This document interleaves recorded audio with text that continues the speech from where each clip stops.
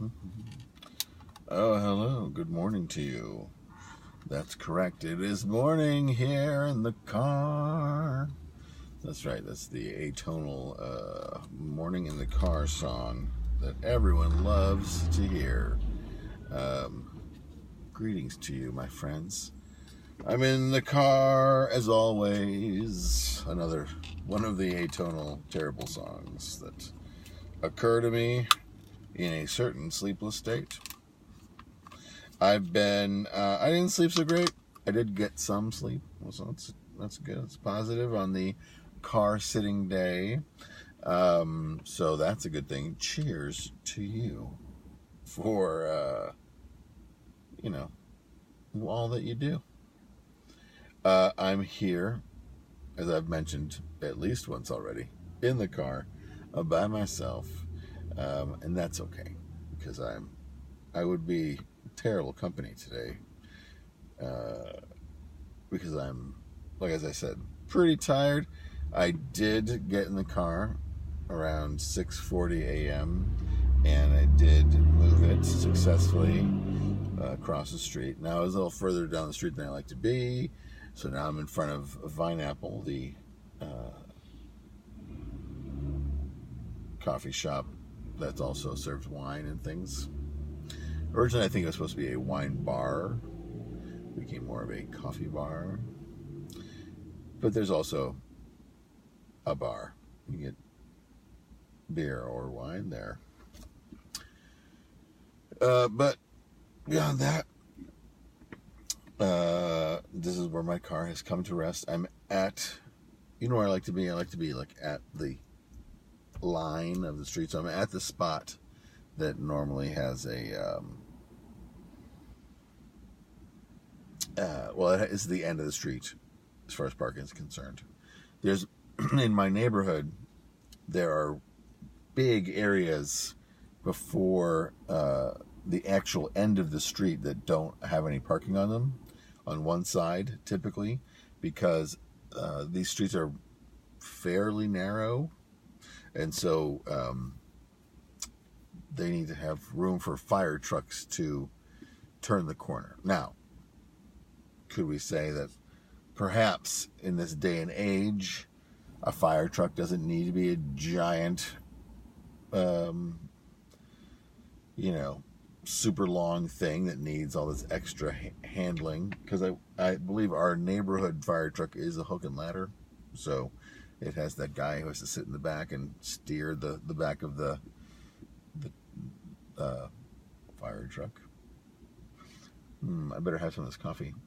You can see I did not get coffee from Joe, which is down the street. I have gotten coffee elsewhere at the Korean deli, which I have in the past said was terrible. Let's see if that's still true.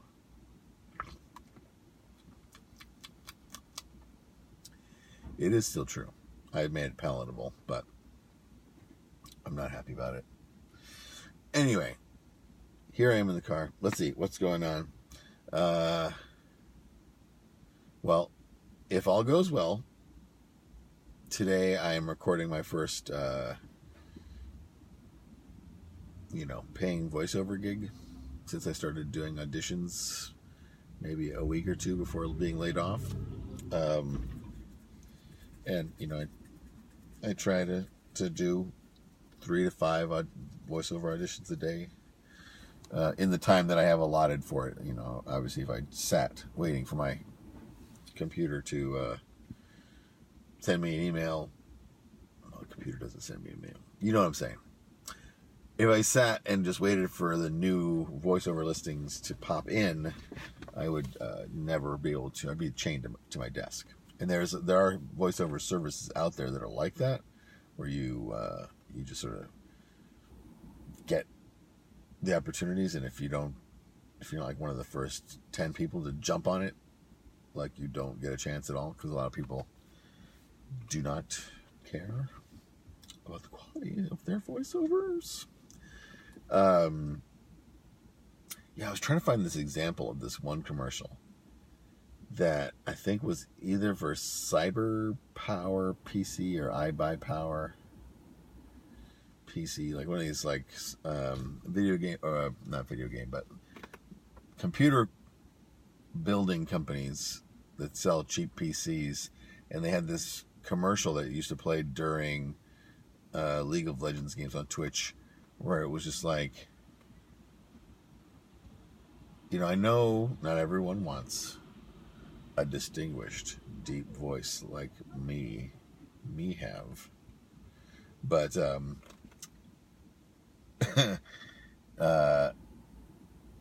yeah, this, I forget, it was just like out of nowhere, it's all this like bam, with like the a kid playing on his computer and he's winning the game and blah blah blah blah, and then out of nowhere it was just like, get your PC, and I was like, what? It just it sounded like the guy who was editing it just popped in and they're like, sure, whatever, we don't care. This is how it sounds. People are going to love the way they're going to want to buy more computers when they hear this amazing voiceover that you've got on here now. Buy more computers from Cyber Power PC.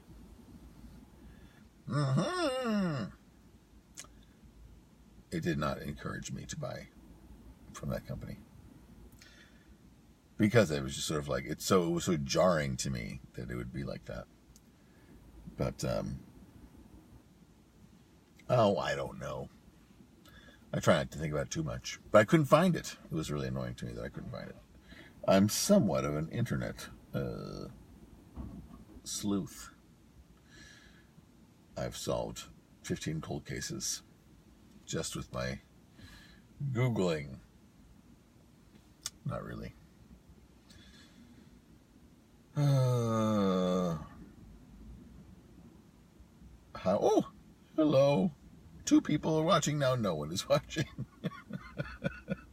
You caught me in a brief lull of sort of self-pity here in the car. I was concerned that the sun was going to be crushing me off the mirrors or the windows.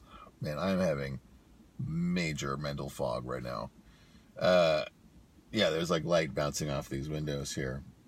But it appears that the fireball in the sky has moved higher. And so the angle of reflection is not as important as it used to be.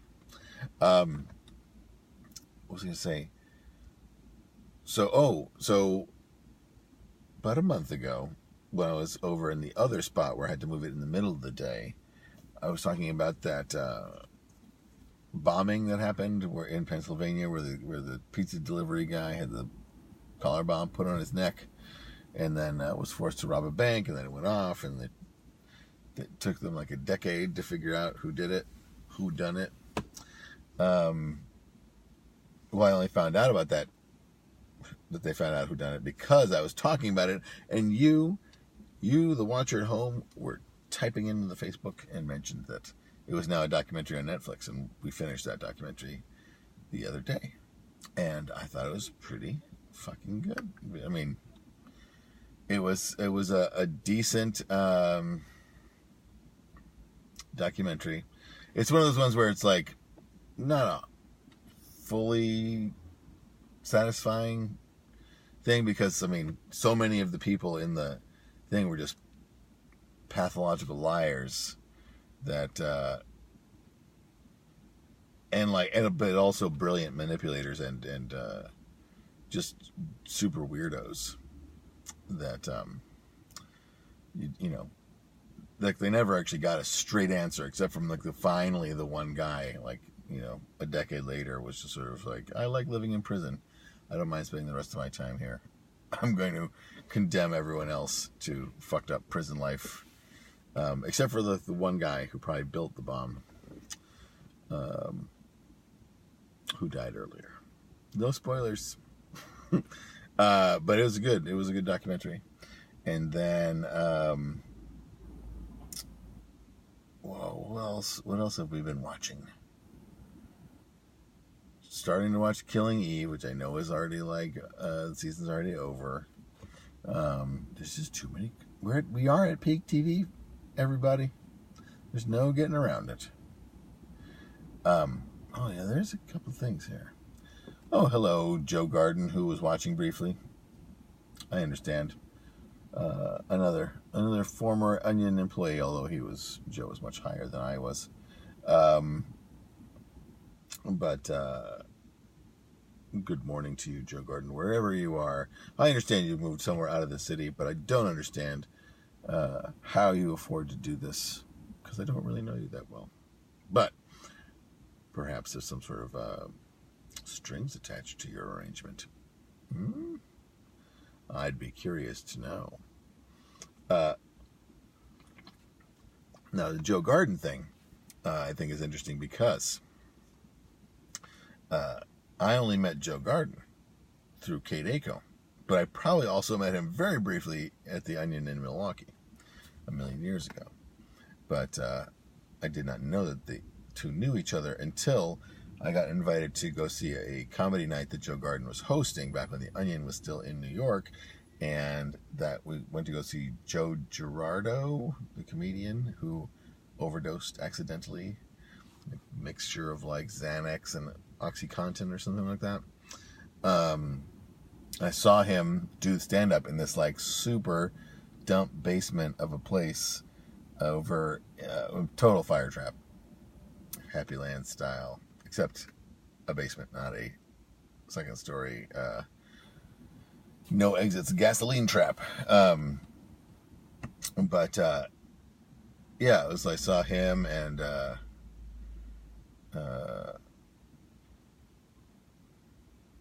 can't forget the other guy's name, but Joe Girardo was very funny. Oh, there goes my son.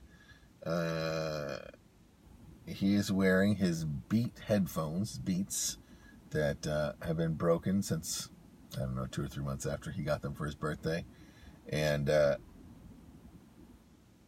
he didn't get them repaired in time, so now he lives with them being partially broken all the time. Oh, children, why must they be so foolish? Also, Dr. Dre and his Beats, why must they be so fragile? Ace has had 2 pairs of Beats. One was eaten by a cat. Second one, just partially destroyed in a battle between Ace and his younger brother. Tragedy. Dr. Dre has almost $500 of our money in headphones. Well, Apple does. And speaking of that, I was going to mention this is an exciting turn of events. Good morning, Frank. Nice to see you, so to speak. I was just about to say, Frank, that yesterday I bought my first PC laptop in my entire life. I need a new laptop. Hey, insomnia! Cheers! I'm sorry that you are suffering from insomnia. I know what that's like. It happens, especially as you get older. But last night, as it approached 3 o'clock, and I was like, I am wide awake. I took matters in my own hands. I choked myself out. It's the only way to do it.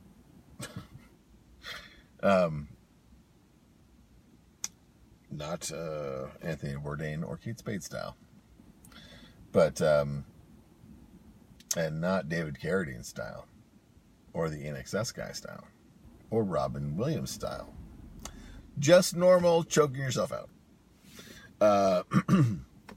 But so I bought this new laptop.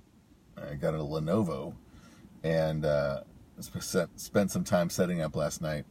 And you know, I fucking hate Windows, and I hate everything about Windows PCs. But I so hate what Apple is doing. That's true. There's a lot of choking out styles that I have eliminated by not emulating people who have committed suicide by choke out or autoerotic asphyxiation. But, you know, I've always been a proponent of the idea of like having a collar that would inflate around your neck when you got too excited or were up for too long, and it would just sort of put pressure on your carotid artery and knock you out. You know, basically giving yourself a sleeper hold in a gentle way. And my original idea was for it to be for children, which I was told would be traumatizing, but whatever. Anyway, so I got this Lenovo, and it's pretty cool.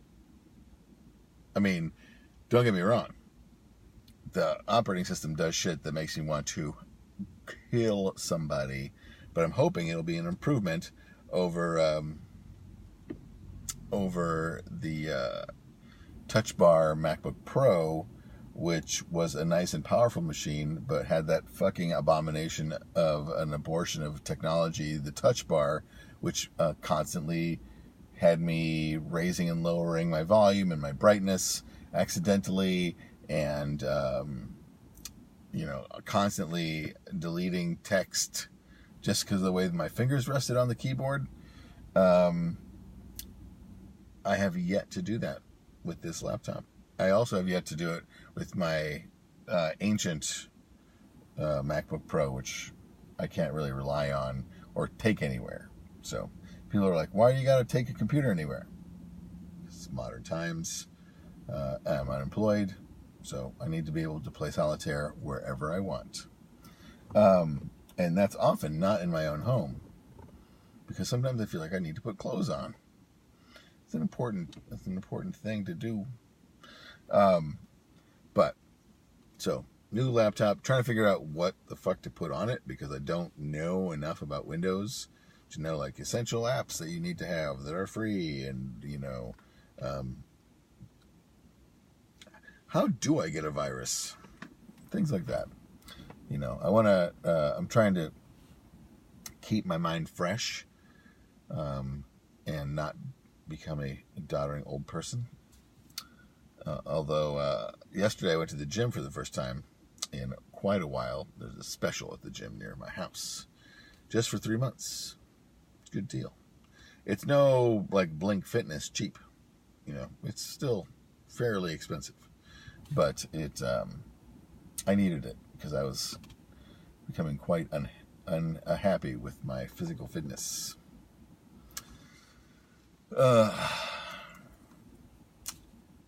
Anyway, I went to the gym, majorly sore today, including back pain. Yeah, I didn't overdo it. I wasn't a complete fool. Just my normal level of foolishness. But, yeah, actually I'm not as sore as I thought I would be. Just the back thing is always annoying, but the back thing is always hiding in the shadows, waiting to surprise me and be like, "Whoa, you don't turn that way, you fool. Your terrible posture as a man in your 20s has doomed you." I don't like it when my back talks to me in that spooky voice, but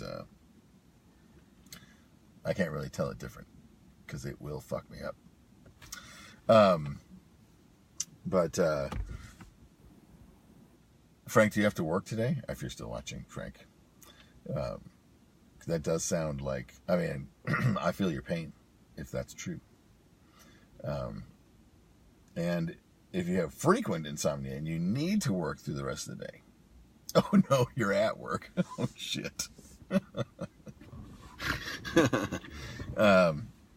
Yeah, I'm a big proponent of ProVigil, New Vigil, the alertness medicines that are prescribed for people with not insomnia, sleep shift or work shift sleep disorder. So like if you work overnight and then have to be asleep during the day, and also for narcolepsy. I think these are it's a great substance, and not one that's easy to abuse. I mean, you could abuse it, take it every day or whatever, But I think that you would not feel great. On top of having, depleted serotonins and whatnots in your brain, I think it would also kind of fuck with your liver enough that you would decide not to do it all the time, or you would not feel great. So, don't do that. But see if you can get some Provigil, because it will power you through days where you get almost no sleep. And it is, and I know, I'm my father's son. He was a complete better life through chemistry kind of person, where my mother was like, you didn't get any sleep, go to sleep kind of person. And, I know you're robbing Peter to pay Paul to take the Provigil and power through your day, but it does work. And my doctor was like, I'm not, I asked him for like a legal prescription of it. He was like, no, I'm not giving you amphetamines. And I was like, it's not an amphetamine, but you better fucking give it to me or I'll fucking kill you and everyone you know. No, but he didn't give it to me, but it's a very useful chemical substance, and it beats coffee, that's for sure. But it's okay, you don't have to do it, but if you want to be awake, do it. Well, I think it's interesting in this age when Adderall, which is an actual amphetamine salt, gets prescribed constantly and dilly-dallied and traded in online circles and in colleges and whatnot. Something that is super powerful, like Provigil, is not easy to get, but it's very popular in Silicon Valley and things like that, because you can really focus, but it doesn't get you high at all. So feel free to do it and not feel like you're going to be like, woo, get into a car accident. But yeah, check it out. I know I tell a lot of people to check it out. I think only one person I know has actually bothered to get it, and they liked it. What's not to like? First one's free. All right, pimps, players, and pimps and hoes. Yeah, it does not get you high. It just keeps you from falling asleep at the wheel, or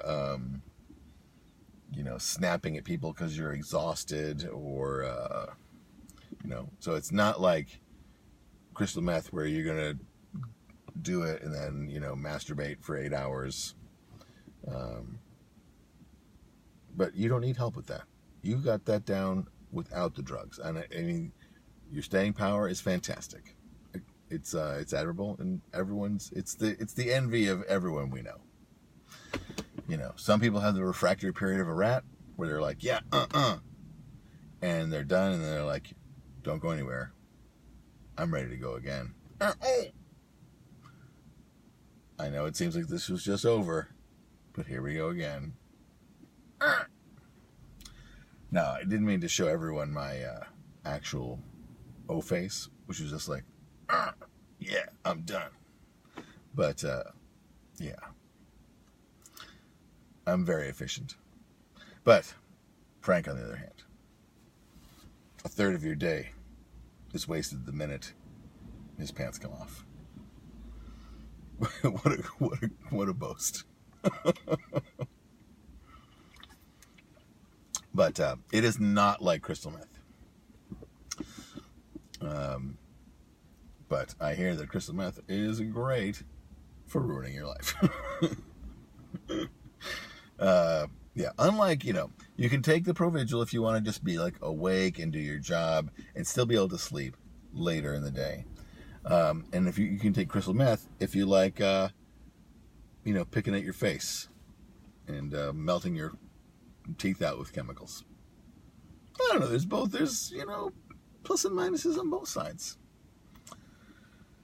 Oh, well, thank you for joining me in this car this morning. My time in the car is now at an end. I did notice a weird thing there's still construction on my street, but people aren't panic parking like I am. I just feel like if I got up at 7, there'd be no parking spots. But there were people had gotten out of their cars way earlier than I would normally expect. So that is kind of a weird thing. I need to explore if there's some sort of news that went around about getting out of the cars early. If I'm sitting in here talking to you like a chump when I don't need to be in the car, I'm going to be MAD. Ask someone to help you figure that word out. Okay, I'm going to head back to the apartment now. Oh, boy. Ooh, lots of good news in the Brooklyn paper, which is my favorite free coupon rag. Cheers to BP. All right, thanks for watching, Frank, and thanks for anyone else who tuned in ever so briefly. We will see you soon, and I'll be back here in the car at 5 p.m. Eastern Time. Tune back in to see more of this, but on that side of the street. Yeah. We'll see you guys later. Oh, let me see if I can get this out the window here. Yep, there's the sign. Bye, everybody.